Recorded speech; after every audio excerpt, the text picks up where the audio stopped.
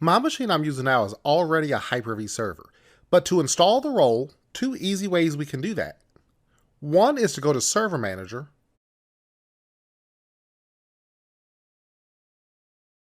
in Server Manager, when we add roles and features, if we do our role-based installation for our server, Hyper-V shows up in the list.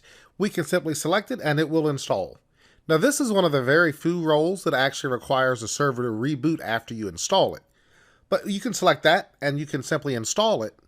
Or we could go to Windows PowerShell. And in PowerShell, actually let me make that font a little larger like we did on the other machines. I'm going to run get-windows feature. I'm going to do my pipe symbol, more.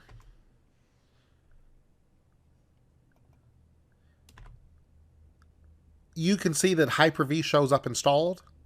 It has the X. The name is actually just Hyper-V. So if you wanted to install this via PowerShell, it would be install-Windows feature Hyper-V, and it would install that Hyper-V role on your server.